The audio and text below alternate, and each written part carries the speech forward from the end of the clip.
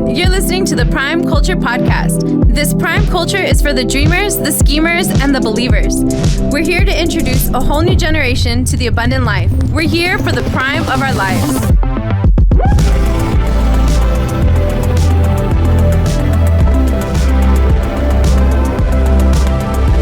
You know what I want to say, Andrew? I want to really commend you on resisting the spirit of cowardness and putting in the pod. I watched, and Kevin, God shut it out. Was Leslie happy? I'm like, what are we talking about? Did she watch it? Yeah. And so she subscribed. Did she subscribe? We got one more subscriber. Praise God. Come on now.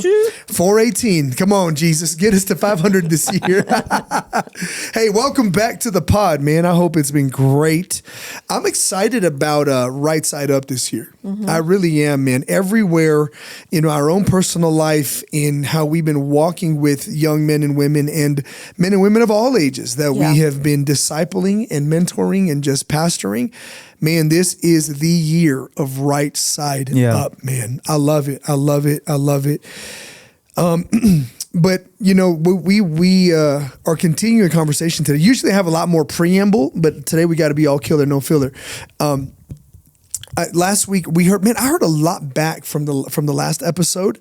I'm saying last week. I don't know why I said, we recorded last week, huh? Mm-hmm. Yeah. Oh shoot. Okay. Look at us. But I got a ton of feedback on just, you know, how do I stop, or why am I taking L's in my life? And I'll tell you what, man, the concept and the thought of covering and covenant and submission is a big deal, and I'm really proud of Prime Culture for being open to it. Right. At Culture Night, I said something that has been, the Lord said it, right? I'm going to do my best to be humble. However, the scripture taught us something in Matthew 9, that the Lord had compassion, not because they were sick, but because they were confused. Yeah. And they were confused, and in their confusion, they were helpless. Why? Because they were sheep without a shepherd. Yeah. They were individuals who needed covenant and covering, and they had neither. And so the result and the direct correlative of life is confusion and helplessness when we are walking without covenant and covering. And I think that's a big deal, man. And so whatever context of life you're in, if you're dating, if you are relating, if you are just, you know, hanging, if you are socializing, if you're professionaling and adulting and all of that, I'm telling you, man, that concept of covering and covenant is a big deal. And today what we wanted to do is take a few minutes to just build some construct and get some ideas right side up about marriage. You started this conversation, so this is your fault last week. You started the conversation about marriage and what marriage is and is not. And I just thought we should take a few minutes today to talk about that. Yeah, we should. In no particular structure necessarily. I mean, I think you guys know this. Our conversations are spirit-led, and they're fed by the well of our lives. And so I think the last week we determined we have 36 years of collective marriage counsel and perspective, which praise the Lord for that. But I'd love to talk about that. This is what marriage is, and this is why you need to know. So let's talk about that. Let's talk about some pain points around why young adults and just people period keep getting their hearts broken when it comes to the context of marriage. Yeah. Are you saying that before people get married, or once they're in it? Or both. Either or.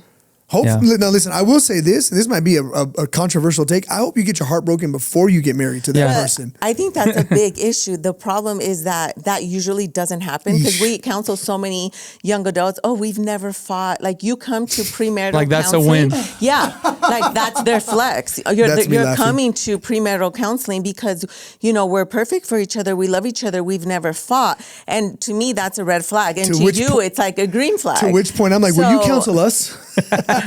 So how did you do it? Exactly. Please tell us. In the 8 months you've been dating, tell us how you did it.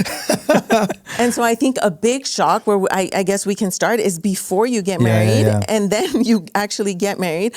I think there's a a honeymoon phase, right? Between maybe 3 to 6 months that you have the dopamine, you have the oxytocin, you have all the good feels all over you. And then all of a sudden that booster shot wears off and now it's like, shoot, like he's dirty. He has bad breath. He doesn't pick up his clothes. Dang, who is he? You're talking about after you get married and you live together? Okay. I think, honestly, that would be a great construct to have this conversation, to talk about the pain point and how it shows up, how it should show up before, right, and how it actually ends up showing up after, right, because that's like my test, like what I face every time I do a counseling is like, you didn't catch this when it was showing up in dating because you were calling it something else. Well, so because you were blinded. Let's help. Well, let's take the blinders off. Let's take the, so to me, about fighting is like you think peace, like peace when you're dating is like the win into marriage, and peace when you're dating, it means a cover up. It means you lie. No, I'm just kidding. What it means is you're sacrificing conflict that it's going to happen. And what happens in some of my counselings is they're trying to have all of the conflict that they should have had in dating within the first year of marriage, and it just becomes overwhelming because we have to talk about finances. We never talked about it. We have to talk about our values when it comes to church. We have to talk about values when it comes to drinking. There's some people have counseled before that they have different views on drinking, and one of the persons was hoping the other person would change their mind. They were both hoping. Exactly. But again, I think it's something that I hear coming out already is, and please forgive me for thinking this way. This is how my mind works, right? But it's almost like either you're not ready to be married or you have no idea what marriage is if you haven't done this. And one of the things is, man, if in your dating life, all you talk about is how you feel and what you think about each other or what you think about each other, you're not anywhere near marriage. What I'm hearing both of y'all say is the conversations that lead into a real marriage and a life-giving marriage is when we've had conversations about shared values. And we just say, hey, what do you do with your money? Talk to me about it. Now, like, I don't know that I would be as extreme as to like, hey, show me your 401k balance. No, that's or crazy. let me see your. Well, I do think it depends on the age. Let me see your credit score. It depends on the age. Like for me, it's like if you want to know something about someone's consistency, you want to know about someone's integrity, get that run a credit check.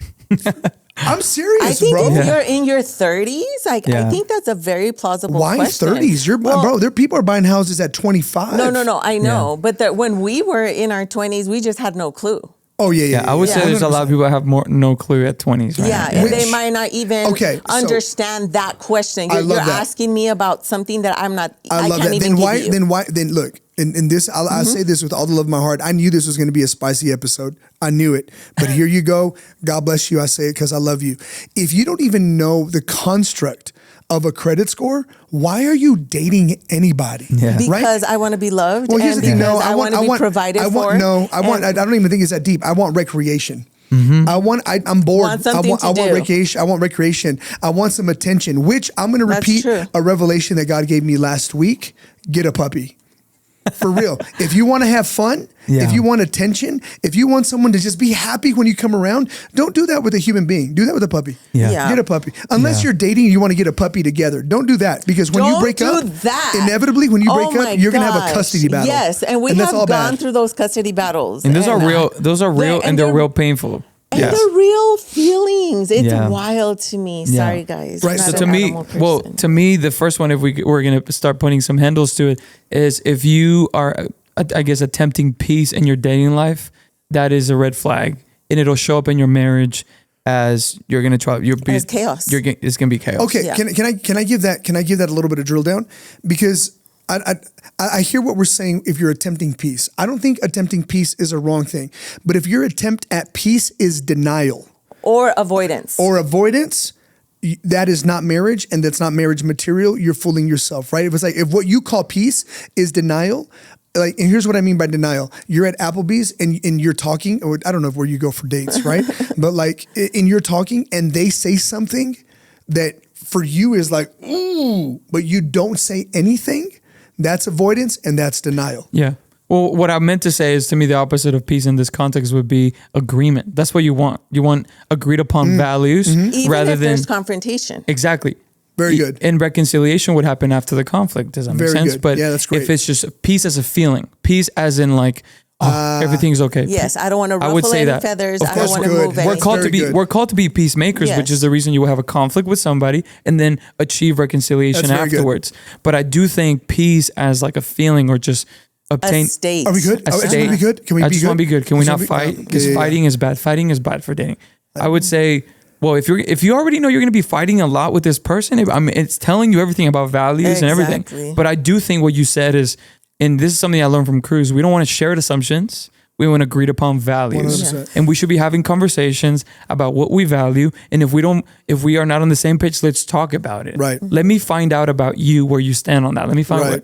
I also want to put on that you don't always want to be arguing all the time either. Now, say you have the conflict and you can't get to a resolution where it's like peaceful and respectful, and you're literally always at each other's throats. That's not dating. You're practicing divorce. It's too much emotion. You're already further than you should be. So these should be confrontations that you can have a conversation with. Well, I think to add some texture to that is if you're going to have tension and friction, because I don't think we can just black and white it so easily. There's complexity to it, right? So like now, have we seen couples fight over dumb stuff? Absolutely, right? Like how come your friend doesn't talk to me, or when I get there, or how come when we go out to eat and you never turn around and just pay attention to me? You're always paying attention to everyone else at the table. It's like, man, shut up, like go away. Like that's dumb, right? Respectfully. Did you know that you can say respectfully after you say insulting things and it makes it right? It makes Really? it Awesome. very nice. Anyway, but I do think good friction is healthy.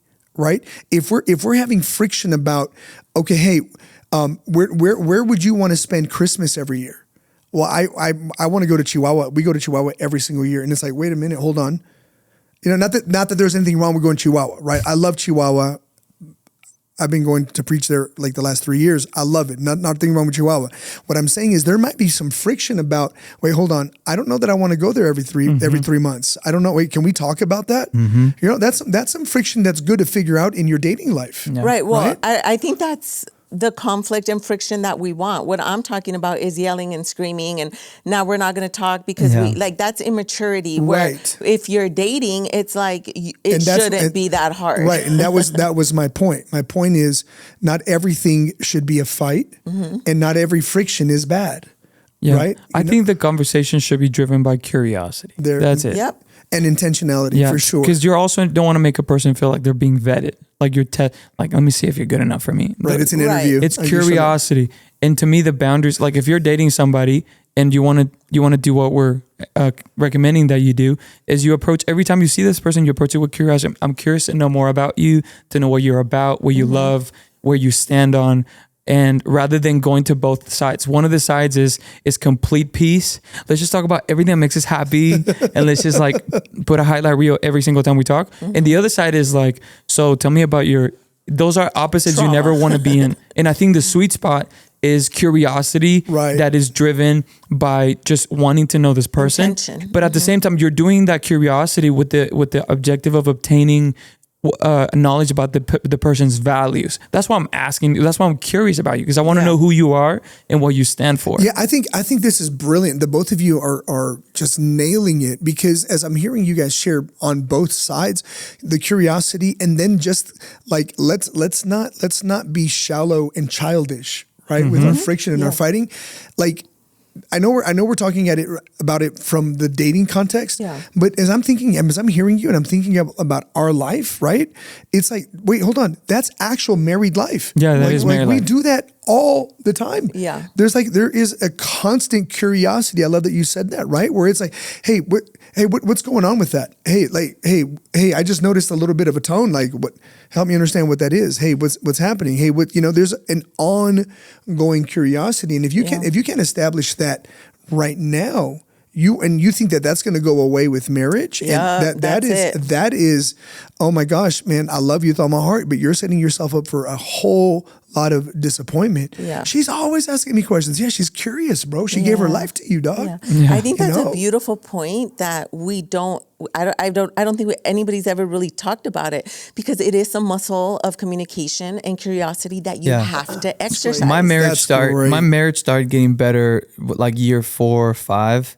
when I became more curious about my wife. Yeah. And it started on a birthday dinner that we did where I just did a fun thing and I just went to a questionnaire online or whatever, 40 questions to ask your wife to get her to know. And I thought it was silly, but I thought it would be funny. And then we did it. And then at the end of the night, I was like, oh my God.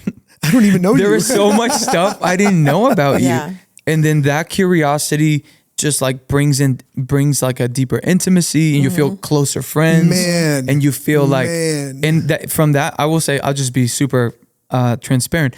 From that, I learned that my marriage would stay alive. The I guess directly correlated with how curious I can be about my wife as I age with her. Yeah. If I treat her like I got you figured out, there's nothing else I can find out about you. That's the end of a relationship. That's the end of the relationship. 100%. And I love what you said. You said something.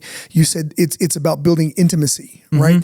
And if we think that marriage is just about being happy, that's wrong. It's about having intimacy, right? And we discover intimacy with each other and for each other all the time, even in our times of friction. You know, like I think about this all the time, that marriage is an ongoing progressive understanding of a progressing person. I love that. Right? Like it's just an ongoing progressive. It's, honestly, you said this beautifully the last episode, that it's a snapshot of Jesus and his church, right?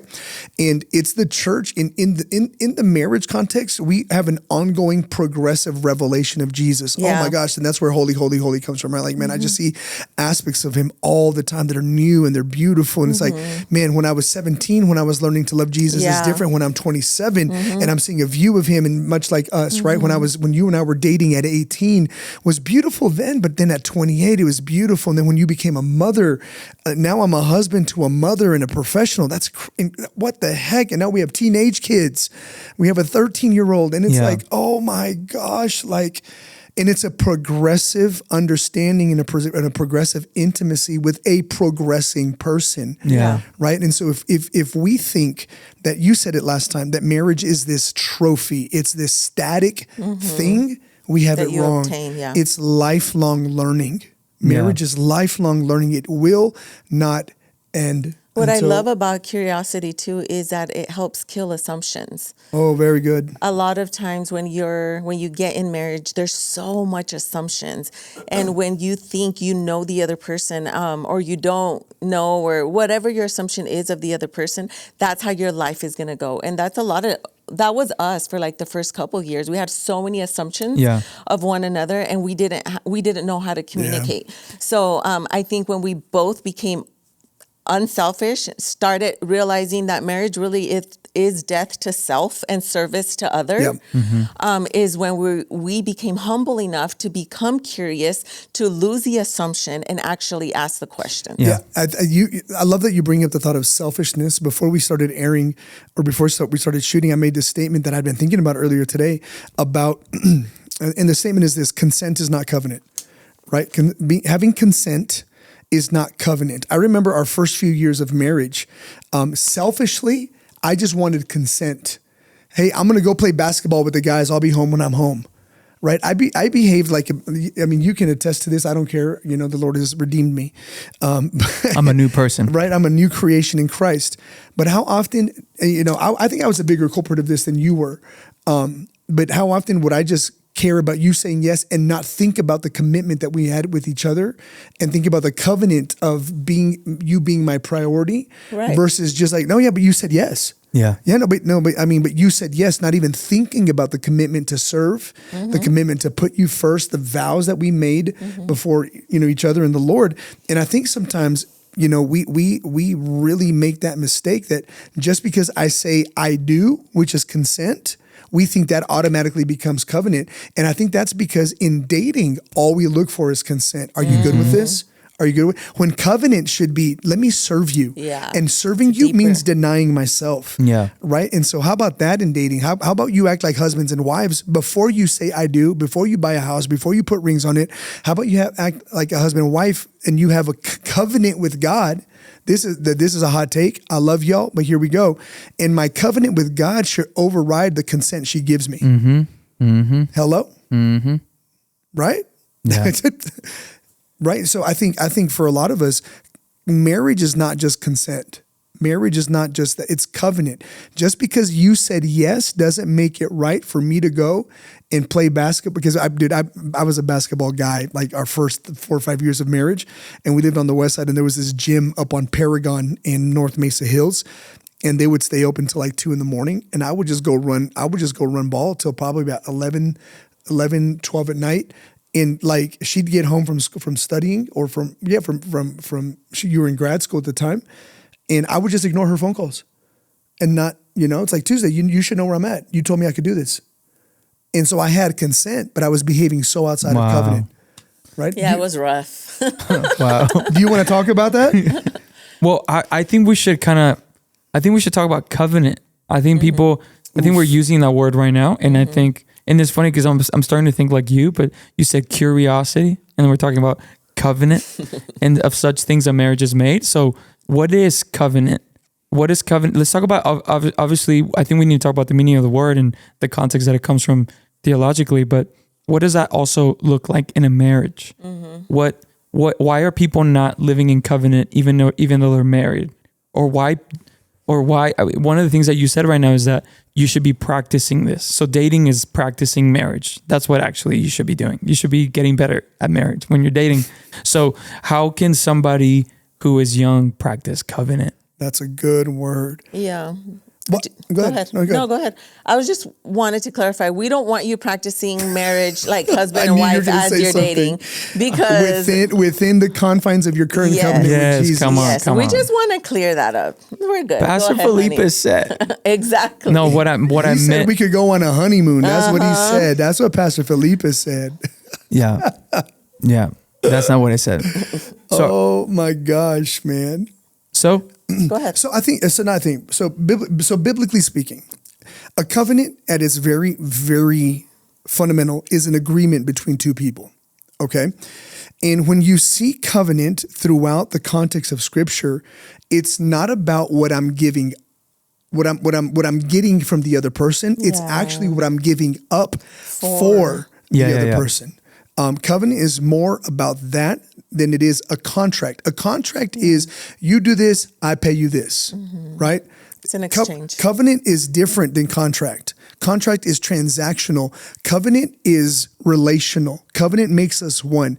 Whenever there was covenant in the Old Testament, covenant was always marked with the shedding of blood. You don't shed blood for contracts in the Old Testament. There's contractual agreements throughout the Old Testament. Right? You do this, you get this. You do this, you get this. Covenant is, I will be this with you and for you to my own demise if it happens. Yeah, it's a sacrifice. Yeah. Right. I will be your God. So I think about one of the first covenants that is cut in the Old Testament, Genesis 17, the Lord makes a covenant with Abraham. And with Abraham, he says, I will be your God, you will be my people. It's a beautiful snapshot. I don't have time to go into all the theological prominence and the messianic thoughts because in biblical construct, a covenant is cut between God and man, but then Jesus comes and the covenant that we have in new covenant, in the covenant of grace, is that the covenant is between God and his son, Jesus, and we benefit from that covenant. We can't ruin that covenant, right? So anyway, but at its foremost, when we think about the covenant of marriage is really two individuals saying, I am willing to die. This is what I will lose. This is what I will sacrifice. I am willing to die as an individual to be reborn in the marriage, in the marriage act, in the marriage construct as one with you. Covenant would make you one in the Old Testament and in the New Testament. Yeah. So I hope that makes sense. That makes sense? 100%.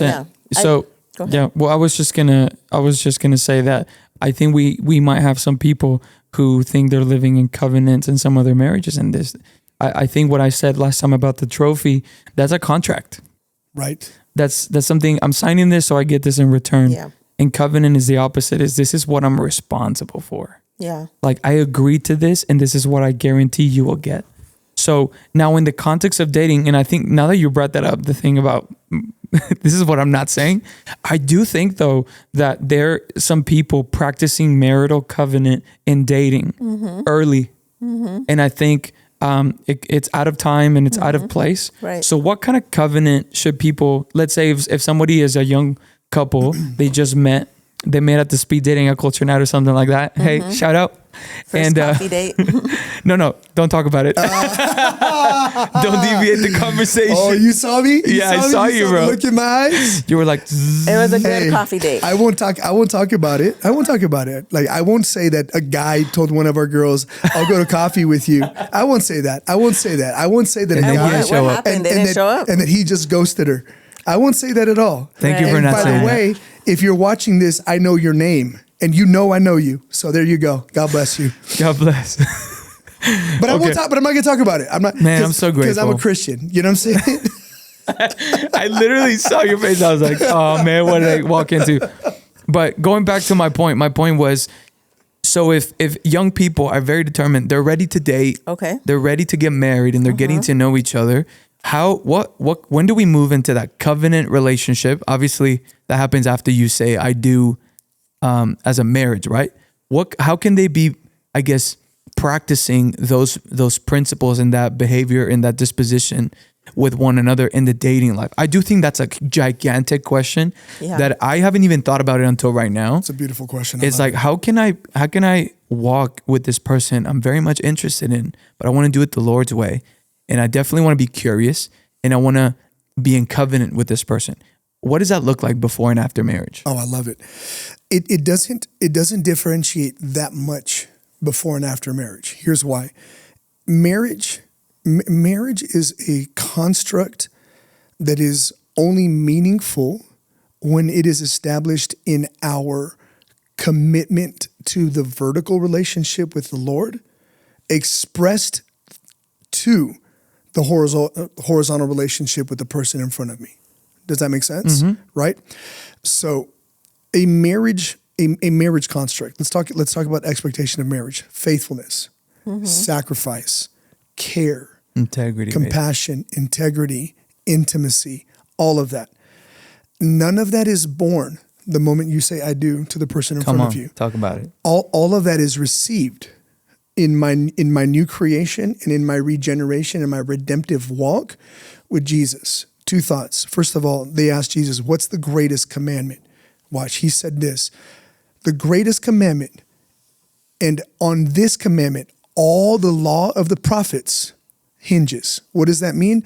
That means that if you keep this commandment, every other law, every other commandment, and every other law in the Old Testament will be kept if you can keep this commandment. Love the Lord your God with all of your heart, mind, soul, and strength, and love your neighbor as yourself. So here you go. I don't know how to love me if I don't receive love from the one that created me. Yeah, I love it. And I don't know how to love you if he hasn't taught me how to love me. Yeah. Because I will always love you if I don't have a vertical. I will always love you through the lenses of my selfishness. Yep, and my needs. Through the lenses of my needs, through the lenses of my trauma, through the filters of my pain, through the filters of my feeling, through the filters of my impulses. However, if my interaction with you is driven through my covenant agreement with him, I love you as I love me. And I'm learning to love me because he loves me. I think that's so beautifully said. John says it this way. We love because he loved first, right? So if we don't have even a rudimentary, elementary perspective of God's love for us, how can I love you if I don't know how God loves me? Yeah. Right? And so I love how Jesus says it. Jesus says every other law will be fulfilled, every other commandment. If I love God, then I won't covet my neighbor's wife. Yeah. Mm-hmm. If I have a love relationship with God, then I won't steal. Yeah. If I have a love relationship with God and a sincere vertical love, I won't have other gods before me. Yeah. If I have a love relationship with God, I won't have a graven image. I won't commit murder. I will not kill. Mm-hmm. And on it goes if that's there. Does that make sense? And so I learned to love my wife by allowing the Lord to love me. Mm-hmm. Does that make sense? And so I think that one of the first places we should always look in terms of, hey, is this either dateable or marryable material is what does the love relationship, not does he know where the church is. Yeah. Right? Because it's like, Pastor, he goes to church. Yeah, so does the devil. Yeah. Right? And so do demons, and they tremble. All he or she goes to church means is that they know one thing or two things. They know where the building is, and they know what time church is at. They go to church means nothing to me. Yeah. I agree. At all. Seriously. I think that's such a sobering thought when we come back to our own relationship with the Lord and how we receive his love, how we view him will be how we are able to relate to anybody else. 100%. And I think if you're in a rocky place and maybe there's somebody, I don't know, I just feel like there's somebody in the room and you're depressed and you're sad because you've either been broken up with or somebody broke up with you and you're just in a dark place and you're just depressed because of that. I just hear the Lord saying come back to me. Yeah. Let me love you. Learn to let me love you. And I just think that's such a beautiful thought that as young adults, we try to live life so fast that we forget that our Heavenly Father wants to love us first. Right. Yeah, one of the most crucial things in a marriage is to be able to die to self in such a quick way. And Jesus gave us that perfect example when he came. And the gospel is a beautiful story of love where God did what we couldn't do first. Right. And he did it and he showed us how. So then when you fully understand and see Christ in that light, then it's becomes so easy to do it for your spouse. Yeah. It becomes so, I'm not going to say it's easy, it feels good. What I'm saying, it makes sense. Yeah. I know this is going to be costly. There might be somebody listening to this and maybe you and your spouse not clicking right now. Something feels off. Could I just submit to you that be the first person to die to self and say, hey, maybe it's me. Maybe because that's what happens. That's what happens when we love the Lord and we love our neighbor like ourselves. We kind of imagine loving yourself. You would give yourself a chance. You would give yourself an opportunity to explain yourself. You would give yourself an opportunity to bring clarity to a situation rather than just be accusing and pointing fingers, etc. So to me, covenant in the marriage construct, it looks like what Jesus did for us in our new covenant with him. He was the first one to lay his life down, and that is necessary. It is necessary for you to practice in your dating to maybe put your preferences aside and to put your opinion aside and to find out where you agree, right? But in a marriage, it's essential that you die to self. Well, I think you bring up such an incredible point, right? And I think we got to land the plane. And maybe we need a part 2 on it. But you said learn to die for self, right? And die to quickly. Yeah, to die. So look, Jesus, who is our example, says this. He says in John 15, greater love has no man than he who would die for his friend. Yep. Right? One of the things that I love about my relationship with Diana is that we learned to be friends before we were lovers. Mm-hmm. Okay, and I hope that doesn't sound corny or goofy, but here's the thing: when I think about times of selflessness with her, she's my friend, right? And the Bible says I show great love when I'm willing to die for my friend, right? So Jesus said, I no longer call you servants. Servants don't know what the master is doing, but I call you friends because everything I know, you know. What is that? That's a mark of intimacy. Yeah. There's no secrets here. We're close, right? So am I saying that you need to take a bullet and you need to die? No, what I'm saying though is that there's sacrifice and there's selflessness, right? She's my friend, right? So I'm willing to lay down my life. Well, here's what that means for me right now today. Cruz, what does laying down your life look like? It looks like I lay down my moodiness when I get home, right? In our construct, I'm the one that's moody, not her. Same, bro. She's moody. Diana's pretty constant, right? I'm moody, and so I want to be moody when I get home. I'm in my house. I want to be comfortable, but I have a choice to make. Am I going to live my own life outside of covenant? Or am I going to walk in this covenant, which what Paul says in the book of Ephesians, husbands, love your wives in the same way that Christ loved the church and gave his life for her. I just performed a wedding ceremony yesterday, literally. Yeah. And in that wedding ceremony, I say to the man, you have the responsibility of being the head of this union. The head of this union means more than you're the one who's in charge, right? It means that you're the one that goes first to set the example of selflessness. Yeah. You're the one that goes first to set the example of sacrifice.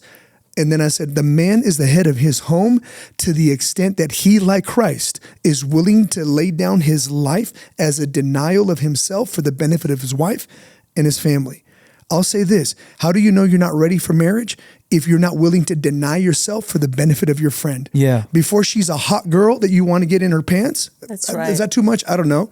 Right? But before she's a hot girl that turns you on, bro, make her your friend, bro. Yeah. But that's beautiful. You just gave language for covenant, but while you're dating, it's a friendship covenant. Absolutely. Yeah. It is. It's like I'm committed to you as a friend 100%. To get to know you, to respect you, to honor you. Absolutely. Right. And then we marry, and that's loving. That's a lover's covenant. It's something that obviously graduates into being one flesh. But at the same time, we're always gonna be friends because 100%. sometimes I don't love him, but I always like him. Like I always like him as a friend. Like I like that person no matter what. I don't know if I like that statement theologically, but I get it. No, but what you're saying, you don't always feel lovey-dovey. Sometimes I don't feel like being in love. But man, I am committed to my friend. Yeah, and that's to me that's still love because you're choosing somebody. And I mean, we can cover this in another pod, but love is more than a feeling. Right. It's a choice. Love you is make a choice. every day. Absolutely, and you're doing that every time when you don't feel like you love him. Yeah. Yeah. I'll say this. You still choose him. I'll say this as we end this episode. And I do think maybe, and we talk about it again. Let us know. Like, let's make them call for this it. This is their favorite. But watch. For me, no, it should be for all of us. Okay.